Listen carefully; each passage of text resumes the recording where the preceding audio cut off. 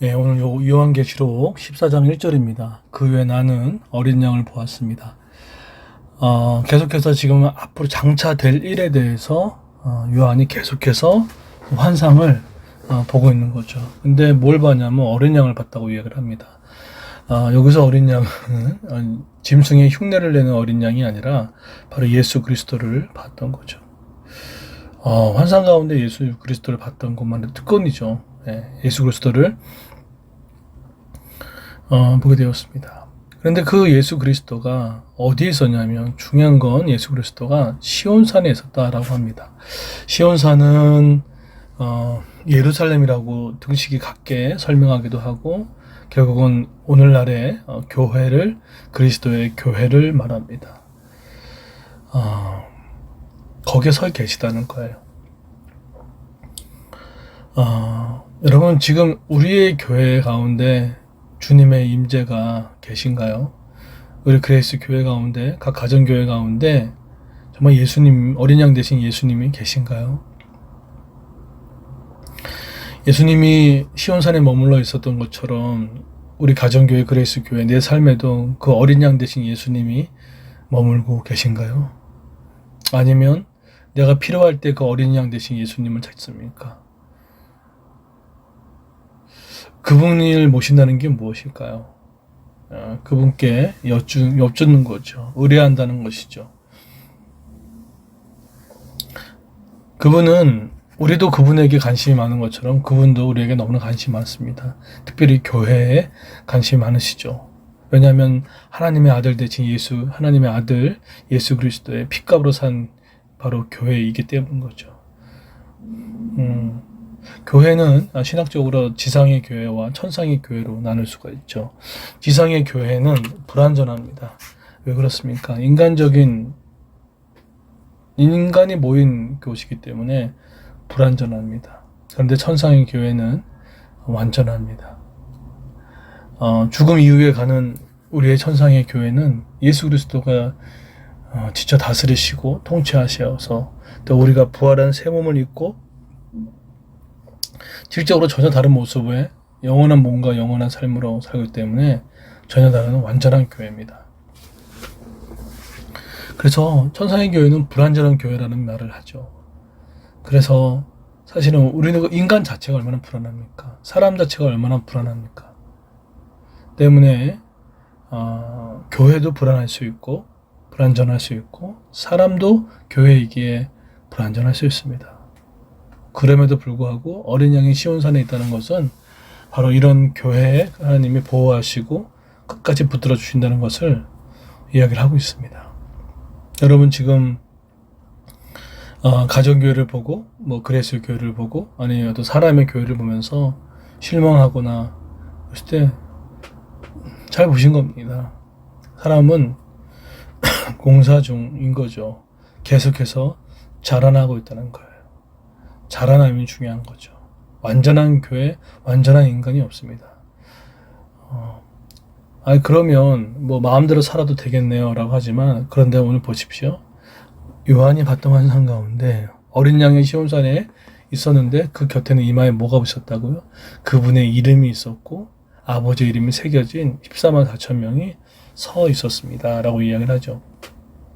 이마는 안에 있는 것이 밖으로 드러나는 것에 대한 어떤 표시를 말합니다. 근데 뭐가 새겨져 있습니까? 그분의 이름과 아버지의 이름.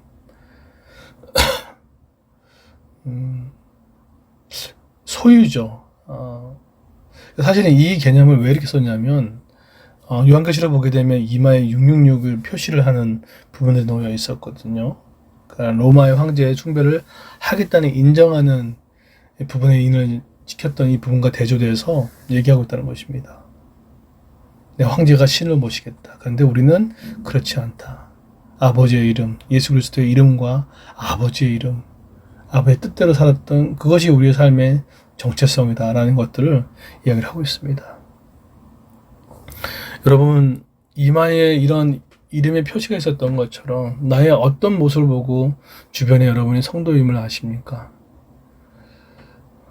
무엇이 필요할까요? 저는 여기서 중요한 건 첫 번째로 말씀에 대한 철학입니다. 나의 철학, 세상의 철학이 아닌 말씀에서 나온 철학이 중요해요. 예를 들어서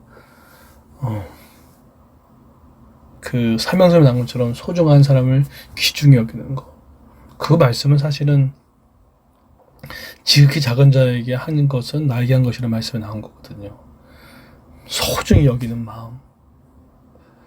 두 번째로 그 말씀에 대한 신뢰하는 순종입니다. 내가 정말 말씀을 믿는다면 말씀에 따르려고 합니다.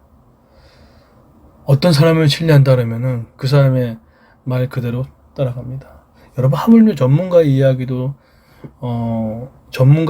자기가 듣고 따라하는데 왜 우리가 하나님 말씀에 나온 것을 따르지 못합니까? 그리고 말씀에 따른 성경적인 가치관의 태도입니다. 성경은 세상과 정확하게 가치관이 다릅니다. 때문에 그것에 대한 태도와 존중함이 중요하다는 것입니다. 이러한 것이 놓여 있을 때 사람들이 뭐가 다르다. 아니 저 사람은 왜 저렇게 헌신하지? 아니 저 사람은 왜 이렇게 손해보지? 왜 저 사람 저렇게 내 것을 챙기지 않지? 여러분, 진정 예수 믿으면요, 자기 거 잘 주장 안 합니다. 그리고 자꾸 헌신하려고 하고 나눠주려고 하고 베풀려고 하고, 이게 달라지는 거거든요. 왜냐하면 하나님으로부터 공급이 된다는 것을 깨닫기 때문인 거죠. 하나님으로부터 모든 게 시작된 걸 알기 때문인 거죠. 저는 우리 교회가, 그리스도 교회가 과연 세상에 딱 내놨을 때 이 교회가 정말 하나님의 교회다라는 것을 표시할 수 있는 게 뭘까요? 밖에 사람들 모릅니다. 우리 안에서 하고 있는 거 모릅니다.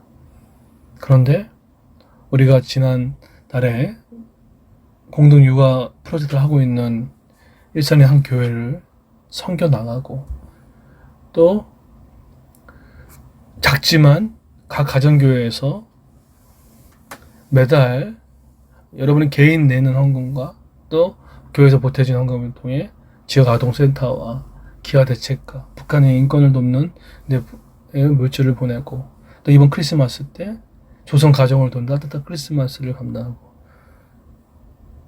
그게 보여주는 것들입니다.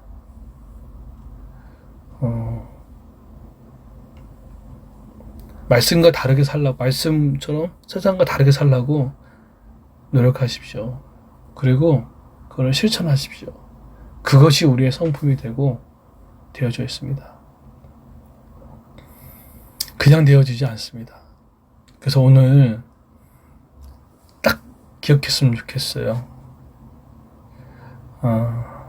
내 이마에 사람이 나를 봤을 때 어떻게 볼 수 있냐에 대한 이 부분들, 그것이 예수 그리스도가 되기를 원합니다. 그런 은혜를 살아가는 저 여러분들에게 예수님으로 축원드리겠습니다.